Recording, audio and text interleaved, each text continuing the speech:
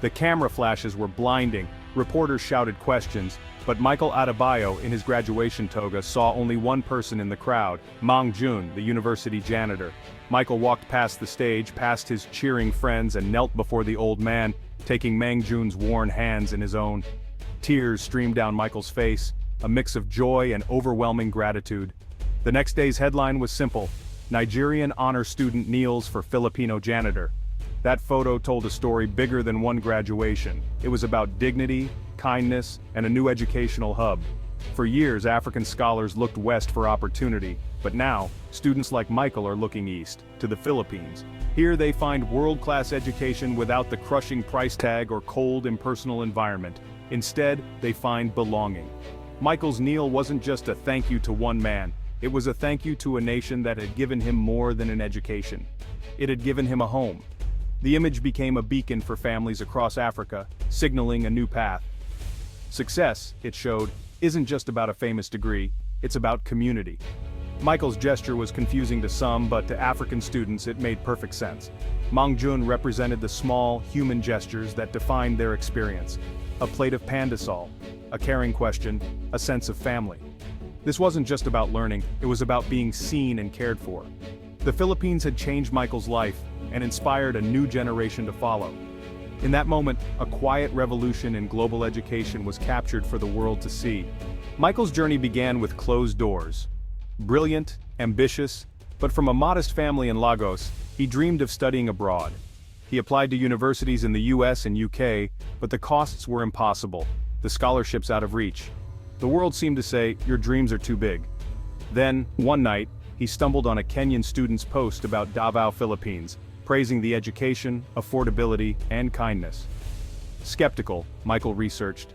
He found English-taught programs, low tuition, and stories of African students who felt welcomed.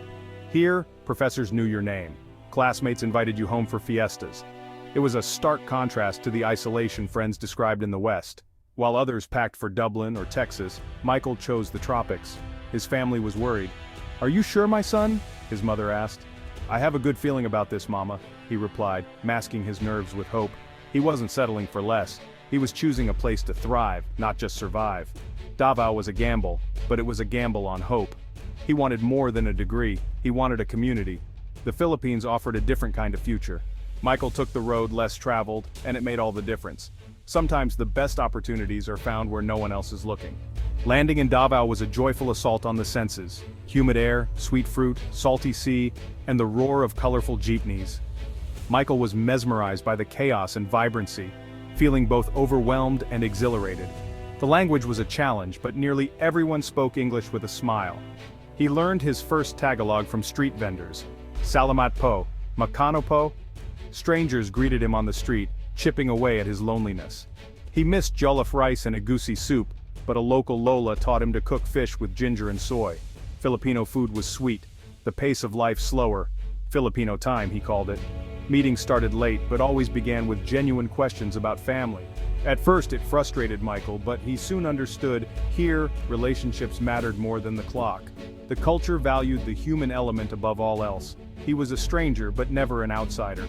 The adjustment was real, but so was the warmth. In the Philippines, he found a rhythm that welcomed him in. The chaos became comfort, and the unfamiliar became home.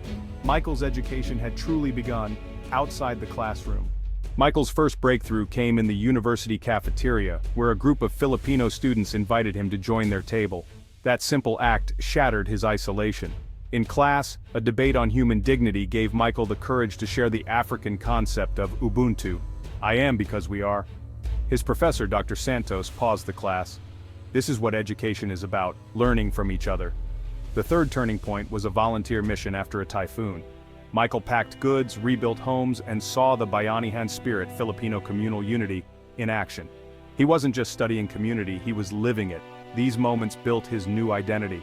The cafeteria taught him Filipino openness. The classroom taught him his perspective was valued. The mission taught him community was an action, not just a word. Each experience replaced his sense of foreignness with belonging. Education wasn't confined to four walls. It happened at lunch tables, in disaster zones, and in everyday kindness. Michael was no longer just an observer, he was part of the story. The Philippines taught him that learning is a shared journey. Here he found not just knowledge but connection. And that made all the difference. In the Philippines, Michael's education went far beyond textbooks. Professors became mentors and surrogate family, holding merienda sessions to discuss life as much as lessons. He learned history from elders, economics from sari-sari store owners, and sociology at local fiestas. The Filipino value of pakikasama, getting along, felt familiar, echoing his own culture's emphasis on community. Service was woven into the curriculum outreach, literacy campaigns, environmental drives. For Michael, this was transformative. Knowledge wasn't just for personal gain, but for the good of society. He became an active participant in nation building, even if it wasn't his nation of birth. This education was practical, relational, and deeply human. Over time, Michael became Kuya Michael, an older brother, mentor, and bridge between cultures. He started study groups, helped classmates, and guided new African students through homesickness and bureaucracy.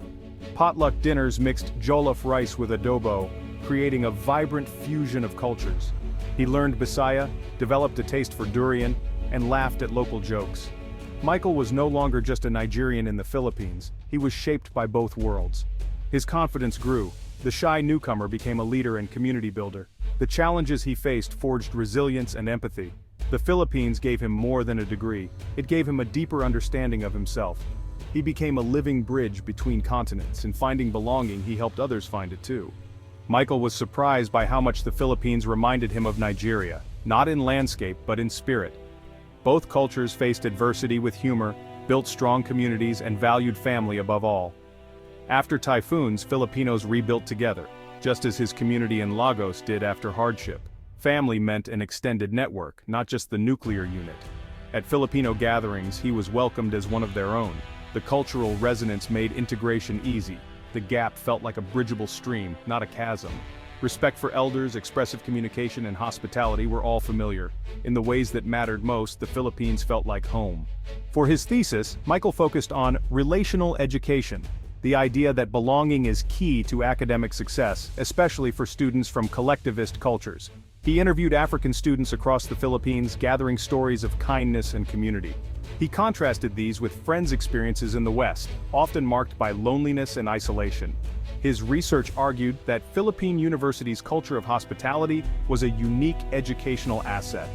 The concept of kapwa, seeing oneself in others, made foreign students feel like family. Michael's thesis sparked change. The university formalized mentorship programs and cross-cultural dialogues. His work gave a name to what Filipinos had always done naturally. It validated their culture of care as a global strength. In the Philippines, education was more than academics. It was about connection. And that connection was transformative. Graduation day arrived, a culmination of growth and discovery. Michael thought of his family in Lagos, the boy he once was, and the people who shaped his journey. Kneeling before Mang Jun was an unscripted act of gratitude. In his speech, Michael said, "I came seeking a degree, but I am leaving with an education in humanity." The audience rose in a standing ovation. Offered a teaching position, Michael chose to stay. "My work here is not done. I want to give back." He envisioned a support center for international students, formalizing the mentorship that had helped him. Michael became an ambassador for Filipino hospitality. His story, amplified by a viral photo, inspired families across Africa to see the Philippines as a premier destination. They chose it for affordability, English instruction, and, most importantly, its soul. Michael's journey proved that the greatest gift of education is belonging. In this, the Philippines is quietly becoming a world leader. Sometimes the most powerful revolutions begin with a simple act of gratitude.